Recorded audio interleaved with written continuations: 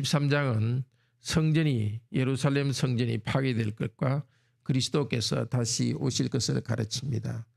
성전 파괴와 예수님의 재림 사이에 우리 그리스도께서는 교회를 세우십니다. 교회와 성도는 고난 가운데 깨어서 일하라고 권면하십니다. 성전이 파괴되는 마지막 때는 1차적으로 예루살렘이 파괴되는 기원 후 70년까지 그것이 1차적으로 기원 후 70년 때까지입니다. 예수님께서 제자들에게 이 말씀을 하는 것은 기원 후 주후 30년이니까 40년 후에 사실은 이 일이 일어날 것입니다. 그러나 길게는 예수님께서 실제 재림하실 그때까지 미래 시대 전체를 종말이라고 합니다. 종말 중의 종말이 예수님의 재림 때입니다. 이 말씀은 37절에 보면 모든 사람에게 하는 말이니라. 우리 모두에게, 우리 성도 모두에게 이 말씀을 주셨습니다. 3절에서 23절 사이에는 마지막 날에 미혹을 받지 않고 핍박받는 것을 주의하라고 하십니다. 성전에 나가면서 제자들이 성전 건물의 화려함에 대해서 감탄했습니다. 예수님은 놀라운 대답을 하십니다. 성전의 돌 하나도 돌 위에 남지 않고 다 파괴될 것이다. 그때 제자들은 조용히 여쭈었습니다. 즉 자기들만이 있을 때에 여쭈었습니다. 언제 이 일이 있겠습니까? 징조가 무엇입니까? 예수님께서는 언제인지는 말하지 않습니다. 오히려 그때에 대한 징조를 아는 것과 그때를 바라보면서 어떻게 살아가야 될지에 대해서 가르칩니다. 먼저 5절에서 6절 미혹을 받지 않도록 주의하라 합니다. 깨어서 기다려야 할 때입니다. 이단들이 생길 것입니다. 자기가 하나님이라고, 자기들이 그리스도라고 주장할 것입니다. 또 세계적으로 민족과 민족, 여러 나라 사이에 전쟁이 있을 것입니다. 그러나 이것은 재난의 종말의 시작이지 끝은 아닙니다. 이 시대를 살아갈 때에 제자들에게 주의하고 조심하라고 합니다. 예수님께서 이제 며칠 후면 유대인들에게, 지도자들에게 미움을 받고 로마 군대에 넘겨질 것입니다. 십자가에서 죽으실 것입니다. 마찬가지로 이제 종말의 때에 제자들도 넘겨질 것입니다. 9절, 11절, 12절 반복해서 제자들이 넘겨질 것을 말합니다. 예루살렘 중앙에 있는 유대인의 공회에 넘겨질 것이고 각 지역마다 있는 유대인의 예배당인 회당에 또 넘겨질 것입니다. 하나님의 백성이 예수 그리스도의 제자와 교회를 핍박할 것입니다. 제자들은 권력자들과 왕 앞에 서서 재판을 받을 것입니다. 만국의 복음을 전파하기 위해서입니다. 이렇게 제자들이 체포되고 재판 자리에 넘겨지는 것은 그리스도를 증거할 기회가 됩니다. 그렇게 될 때에 무슨 말을 할지 염려하지 말라고 합니다. 성령님께서 말씀을 줄 것이라고 약속하십니다. 가족들로부터 핍박을 받게 되지만 나중까지 견디는 자는 구원을 얻으리라고 하십니다. 계속 복음을 전하고 복음대로 살기 위해서 고난을 받는 것은 그리스도인의 정상적인 삶입니다. 하나님께서는 때로는 질병이나 자연적 고난 그런 것들을 통해 우리를 단련하십니다. 또 복음 때문에 핍박받는 것이 있을 것입니다. 이 모든 것이 합력하여 우리의 구원과 유익을 위해서 일할 것입니다. 강하고 담대해집시다.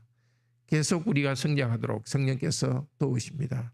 우리가 고통 가운데 탄식하며 기도할 때에 성령께서도 함께 탄식하며 기도로 도우십니다.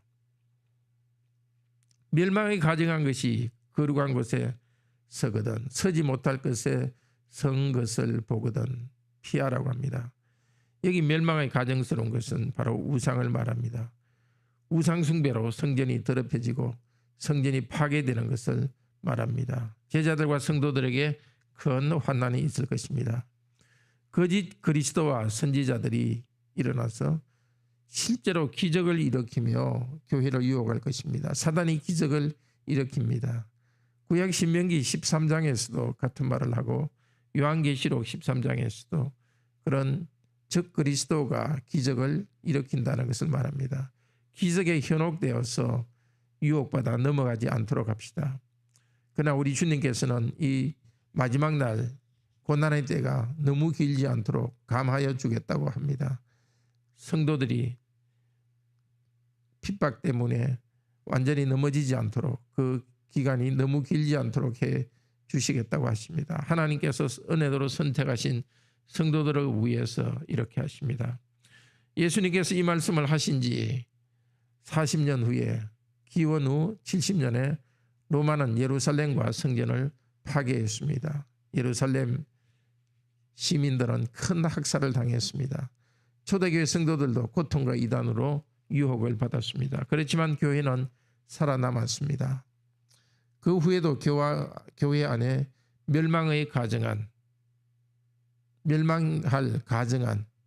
우상적인 것이 교회 안에 계속 끼어들었습니다. 중세 교회의 미신과 우상 숭배가 교회 안에 들어왔습니다. 로마 교회 안에는 아직도 그것이 남아 있습니다. 그리스도께서 재림하실 때까지 거짓 선지자와 거짓 그리스도인은 거짓 그리스도는 실제 기적을 일으킵니다. 그들은 기적으로 사람들에게 약간의 이익을 준 다음에 영혼을 멸망시킵니다. 하나님께서는 우리에게 기적을 구하라고 하지 않았습니다. 은혜 주시는 가장 중요한 수단으로 말씀과 성례와 기도를 주셨습니다. 보통 은혜의 수단 이것들을 열심히 말씀에 기도에 성례에 올바로 힘쓰도록 합시다. 이제 24절에서 37절은 예수님의 재림을 바라보고 깨어서 일상의 직분을 다하라고 하십니다. 멸망의 가증한 것이 보이고 난 후에는 환난 후에는 해가 어두워지고 달이 빛을 내지 않고 하늘의 권능을 천체의 그 별들이 흔들릴 것입니다. 그 후에 다니엘서 7장 13절에서 예언한 대로 인자이신 그리스도께서 영광과 권능으로 오겠다고 약속하십니다. 택한 자들을 사방에서 모으십니다. 그런데 30절에는 이 세대가 지나가기 전에 이 일이 다 이루리라고 약속하십니다. 이루어졌습니다. 예수님께서 이 말씀을 하시고 몇십 일 후에 오순절 성령께서 오셨습니다. 말세가 시작되었습니다. 해가 어두워지고 달이 변하고 피가 되기 그 이전에 성령께서 오셨습니다. 바로 요엘서 2장에 예언한 그 내용이 사도행전 2장에 기록되어 있습니다. 성령께서 지금도 계속 우리와 함께 하십니다. 성령님이 우리와 함께 일하는 이 순간 그리스도께서는 영적으로 우리에게 오시고 있습니다. 몸을 가지고 오시기 전에도 성령님을 통해서 우리에게 오시고 있습니다. 환난과 이단의 세력이 커질수록 교회는 그리스도께서 육체로 재림할 때가 가까이 왔음을 믿습니다.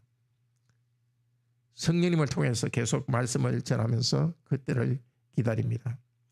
그리스도의 재림의 때는 아무도 모른다고 말씀하십니다. 재림은 언제보다 어떻게가 중요합니다.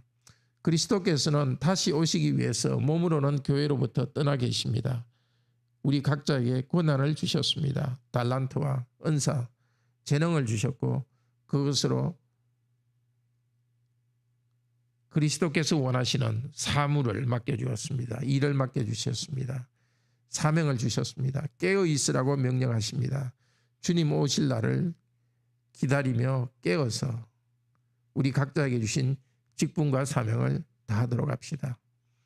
주신 은사들을 묻어두지 맙시다. 부지런히 사용하여서 직분을 다합시다. 그 은사들로 말씀을 나누고 서로 섬기며 하나의 교회 주님의 몸을 세우는 일을 기뻐합시다. 형제자매 여러분, 사도들과 초대교회는 예루살렘 성전이 파괴되는 것을 보았습니다. 성령님이 오심으로써 그리스도 안에의 영 안에서 복음을 전하며 순교하기까지 핍박을 받았습니다. 우리 주님 재림의 날을 향해서 역사는 점점 나아가고 있습니다. 전쟁과 고통이 더 많아질 것입니다. 사람들은 더 진실하지 않게 될 것입니다. 혼인과 가정이 파괴되고 있는 지금 이 시대가 예수님 오실 날의 징조이기도 합니다. 그러나 고통과 고난 가운데서도 우리에게 주어진 직분에 매일매일 충실하게 살아갑시다. 예배를 바르게 드리며 교회를 바로 세웁시다. 가정 경건의 시간을 가지고 주님을 배우고 경배합시다. 가정에서 직장에서 우리가 하는 일을 통해서 그리스도적인 삶을 살아갑시다. 우리 주 예수 그리스도의 영광스러운 재림의 날이 다가옵니다. 충성스럽게 우리의 직분을 다합시다. 주님은 계속해서 우리의 직분, 우리의 죄를 덮어주십니다. 매일 회개하면서 깨끗하게 변해갑시다. 주님 재림하실 때 우리의 작은 수고도 칭찬하시고 상 주실 것입니다. 고린도전서 4장 5절입니다. 그때에 각자에게 상을 줄 것이라고 합니다. 재림의 날은 아주 무섭고 무서운 저주의 날이 아니라 우리에게서는 그동안 우리의 수고를 칭찬하시면서 상 주시는 날입니다. 그리스도께서는 십자가의 고난을 앞두고 영광의 재림을 가르쳤습니다. 그분의 제자가 된 우리도 이 땅에서 계속 죄 용서와 양자됨의 은혜를 누리면서 계속 그리스도의 고난에 참여합니다. 고난 가운데 인내하시면서 우리 주님께서 주실 영광의 소망으로 즐거워하도록 합시다. 함께 기도합시다. 우리 주님께서 새하늘과 새 땅을 만들기 위해서 몸을 가지고 다시 오십니다. 그날을 저희들이 기다립니다. 예수님께서 오시기 바로 전에 우리에게 큰 핍박이 있을 것이고 세상에서는 나라들 사이에 큰 갈등이 있을 것이라고 말씀하셨습니다. 그 고난이 심할 때도 오직 말씀을 붙들고서 하나님을 경배하면서 우리에게 주신 사명을 다하도록 인도하소서. 예수님의 오실 마지막 날은 이미 시작되었습니다. 저희들이 부분적으로 그것을 마지막 날의 징조들을 경험하고 있습니다. 그럴수록 더 신실하게 하나님께 경배하고 우리의 가정과 직업을 통해서 우리 하나님께서 명령하신 명령들을 행하며 순종하며 살게 하여 주소서. 오늘도 우리 주님 재림의 날을 기다리면서 저희가 맡은 직분을 감당할 때 성령님 저희와 함께 해주시고 약속대로 저희 입을 열어주셔서 복음을 전하게 하시고 직업과 일을 통해 하나님께 영광 돌리고 우리 자녀들은 또 공부하면서 자신의 미래를 잘 준비해 가도록 하소서. 주 예수 그리스도 이름으로 기도드립니다. 아멘. 은혜로운 기도 시간 되기를 축복합니다.